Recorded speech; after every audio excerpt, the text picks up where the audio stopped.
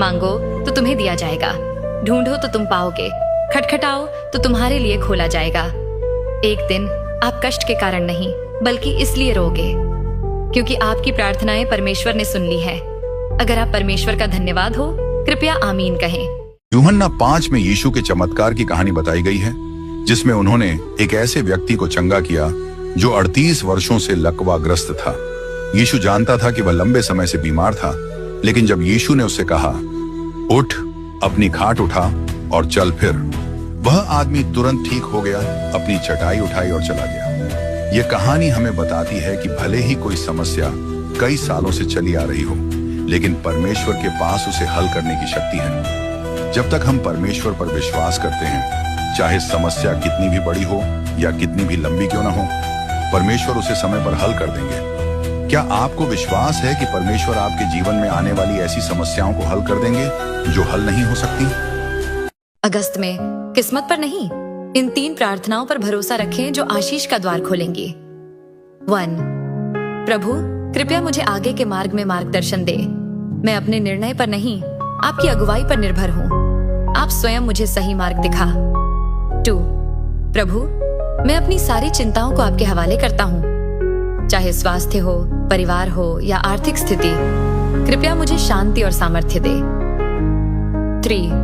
प्रभु, मेरी आत्मिक जीवन को नया करें ताकि मैं आपको और अधिक तरसूं, आपके निकट आ सकूं और प्रतिदिन आपकी इच्छा का अनुसरण कर सकूं। जिन्हें इसकी आवश्यकता है, कृपया अपना मोबाइल नंबर छोड़ें और इसे अपने प्रियजनों के साथ साझा करें ताकि वे भी आशीष पाएं।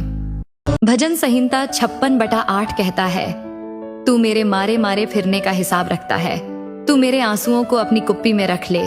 क्या उनकी चर्चा तेरी पुस्तक में नहीं है?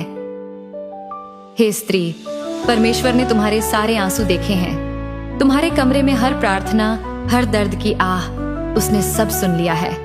इससे पहले कि तुम समझो, वह पहले से ही हर विवरण की व्यवस्था कर रहा था। उम्मीद मत खोना, परमेश्वर कभी देर नहीं करता।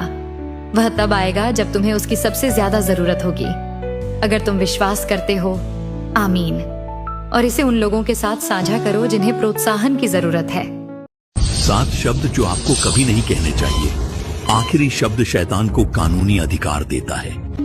शब्दों में शक्ति होती है। कुछ शब्द सिर्फ चोट नहीं पहुंचाते बल्कि अंधकार के द्वार भी खोलते हैं। ये रहे 7 शब्द जिन्हें शैतान सुनना पसंद करता है। पहला, मैं नहीं कर सकता। यह लड़ाई शुरू होने से पहले ही हार मान लेता है, लेकिन फिलिप्पियों 4:13 कहता है, मैं मसीह के द्वारा सब कुछ कर सकता हूँ। दूसरा, नफरत आत्मा को विषैला बना देती है। 1 यूहन्ना 2:11, जो कोई नफरत करता है वह अंधकार में चलता है। तीसरा, शापित, कहना मैं शापित हूँ, बंधन को आमंत्रित करता है, लेकिन गलातियों 3:13 कहता है कि मसीह ने शाप को तोड़ दिया। चौथा, भगवान परवाह नहीं करते, ये दुश्मन का झूठ है।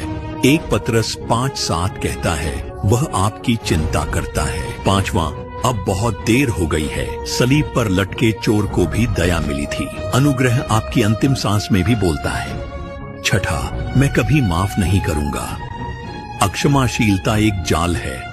मत्ती 6:15, यदि आप क्षमा नहीं करेंगे तो आपको भी क्षमा नहीं किया जाएगा। 7वां, इसका क्या मतलब है? यह निराशा की आवाज है। रोमियो 15:13 में परमेश्वर को आशा का परमेश्वर कहा गया है। क्या आप बंधन के बजाय आशीर्वाद चाहते हैं? आमीन लिखें और घोषणा करें, मेरे शब्द यीशु के हैं,